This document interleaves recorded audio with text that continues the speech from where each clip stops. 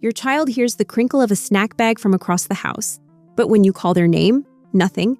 That moment right there, that small, quiet contradiction, is exactly the kind of thing most parents file away under just a phase. And for years, that's where it stays. Here's what no one tells you. To a parent, the early signs of autism rarely look like a medical checklist. They don't announce themselves. They look like personality, habits, a quirky kid being a quirky kid. If you're a parent with a feeling you can't quite name, a small persistent wondering that you keep pushing aside, this video was made for you. Most parents who eventually receive an autism diagnosis for their child say the same thing when they look back. The signs were there, we just didn't know what we were looking at. Not because they weren't paying attention, because the signs looked exactly like everything else. That gap between what was there and what got recognized is exactly what today is about. We're going to look at 10 everyday moments that deserve a closer look. Noticing isn't labeling, it's loving. Before we get into the 10 moments, let's talk about why this is genuinely difficult. Because missing early signs has nothing to do with how attentive or devoted you are. First, early signs look almost identical to normal temperament. A child who avoids eye contact seems thoughtful, serious. A child who prefers playing alone seems independent. A late talker in a talkative family gets told, his sister speaks for him, he'll catch up. You may have said some version of this yourself. Most parents have. Second, most of us grew up with a very specific, dramatic image of what autism looks like. The reality is that for many children, especially girls, who often learn to socially mask or mimic their peers early on, or children with strong language skills, the signs are quiet. They live in the texture of ordinary days. Third, the medical system wasn't built to catch these patterns. A 15-minute well-child visit is a snapshot. What your pediatrician can't see is the texture of your child's daily life. And that texture is exactly what matters here. So as we go through each moment, hold on to 2 questions. The same filters developmental specialists use when evaluating behavioral concerns in young children. Write them down if you need to. Is it occasional or consistent? Is it preference or pattern?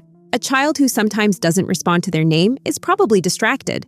A child who consistently doesn't turn across different rooms, different moods, different times of day, that's a different conversation. That distinction is the difference between a phase and a pattern, and it's the most important thing you'll take from today. Now, let's look at the moments themselves. Moment 1. No response to name, but clearly hears other sounds. You call from the kitchen, nothing, you call again, still nothing. Then a bag crinkles and they look up immediately. This is the moment many families remember most clearly, years later. It was there early. They just didn't know what they were seeing. Here's the distinction that matters. Responding to your name isn't purely about hearing. It's about social orientation. And when that response is inconsistent with general hearing ability, research consistently flags it as one of the earliest indicators specialists look for. Track it over 2 to 3 weeks. Is it occasional or consistent? Moment 2. Limited eye connection during interaction. This isn't about brief glances away. Almost all young children look away frequently.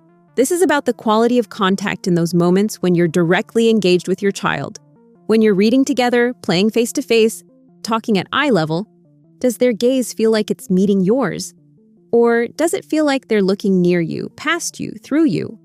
Think about feeding time or a game you play together on the floor. Is there a sense of mutual presence?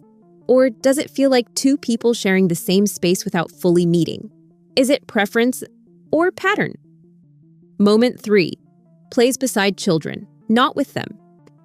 Parallel play, children playing side by side without direct interaction, is completely normal around 18 to 24 months. But as children pass 2.5 and approach 3, most begin shifting into interactive play that involves negotiating, imitating, and weaving their stories together. Picture your child at the playground, physically near other kids, maybe even watching them closely. You might read that as shyness or as being selective. What developmental research suggests is that something different may be happening. The social layer of play simply isn't pulling at them the way developmental milestones suggest it should.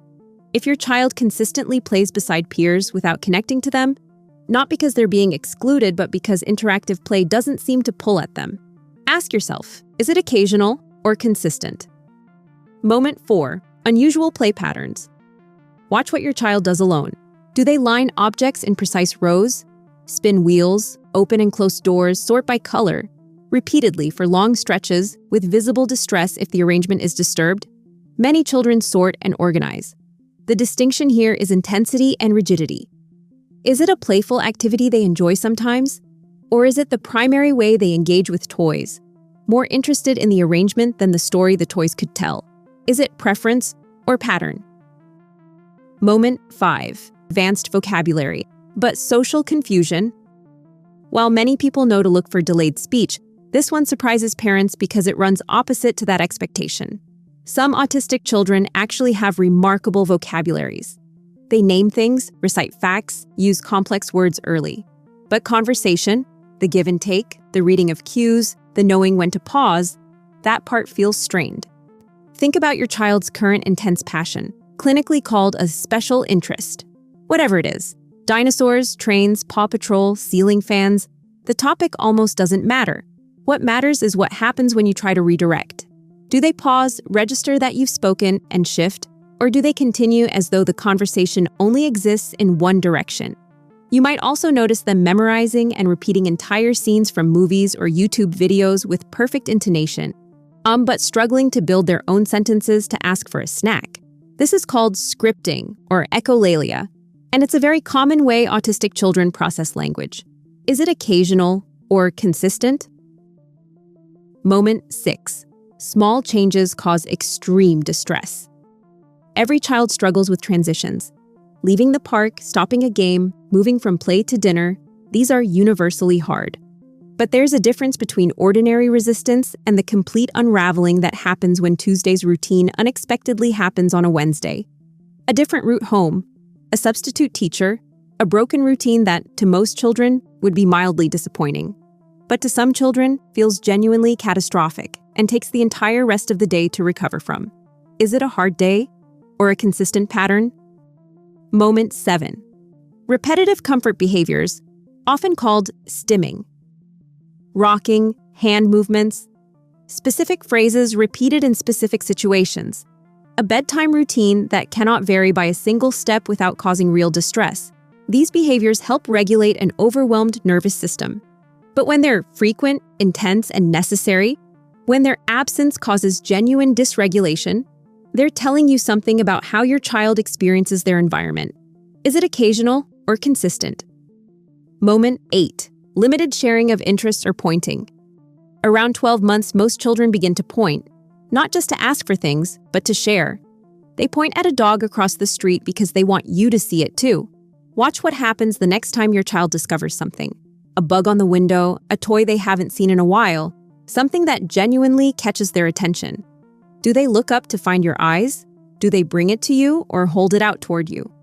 That impulse to share attention, called joint attention, is one of the earliest and most reliable indicators developmental specialists look for. If your child points to request but rarely points to share, note it. Is it preference or pattern? Moment 9. Strong reactions to sound, texture, or light. You're in a grocery store. The lights are bright, the cart is squeaking, someone's baby is crying 2 aisles over, and your child is completely falling apart in a way that feels utterly out of proportion to the situation. The clothing tags that must be cut out of every single item, the complete refusal of foods with a specific texture, or covering their ears at ordinary household noise. Or it might look like the exact opposite, the child who constantly needs to crash into the couch, spin in circles to feel grounded, or who barely seems to notice when they scrape their knee. Sensory processing differences vary widely. Some children are overwhelmed by input, others seek it intensely.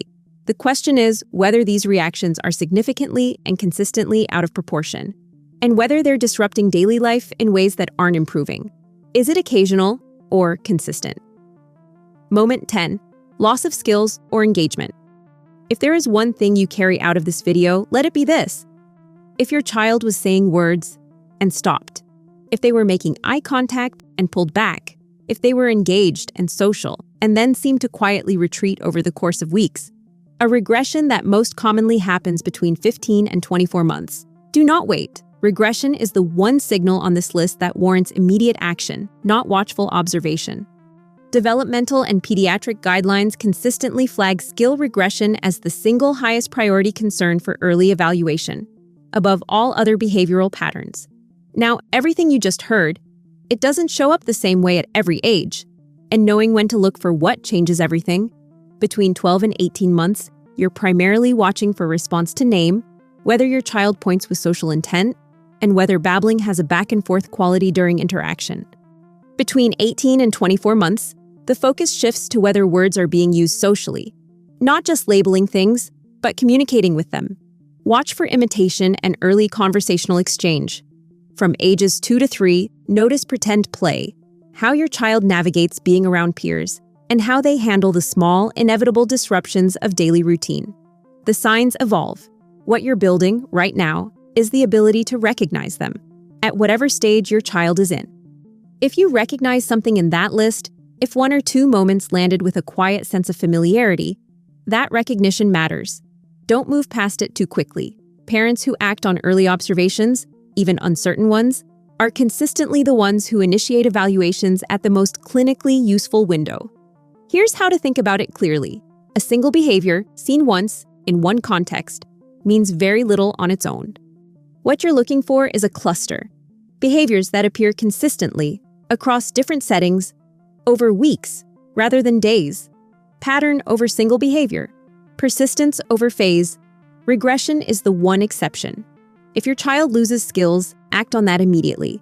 Watchful waiting, done well, is not the same as ignoring. It means structured observation.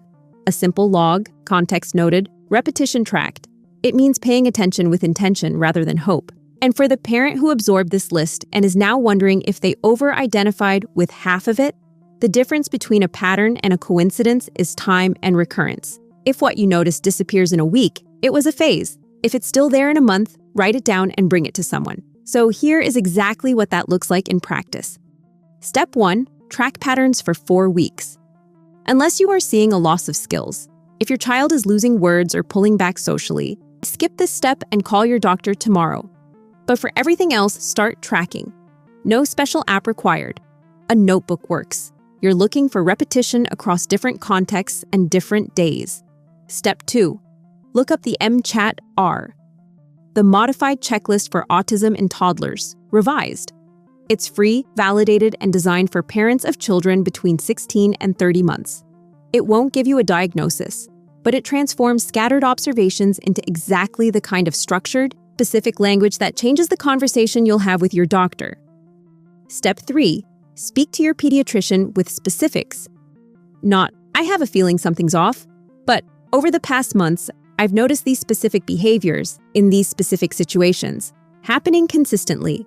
That level of specificity is what moves a general concern into a concrete clinical conversation. And if your concerns aren't addressed, if you leave that appointment feeling unheard, ask directly for a referral to a developmental pediatrician or an early intervention evaluation. That is a normal, appropriate next step. Ask for it by name.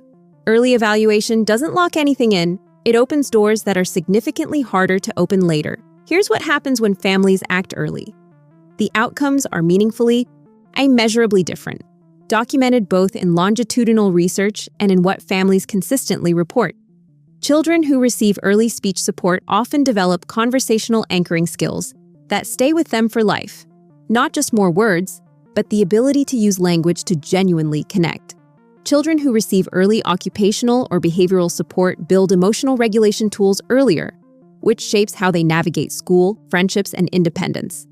Think about what it would mean for your child to enter kindergarten with 2 years of targeted support already behind them.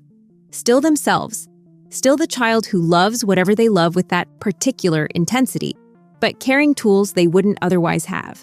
Noticing is the first act of advocacy. Advocating for the child in front of you with the knowledge that only you carry. If something in your gut says, look closer, look closer.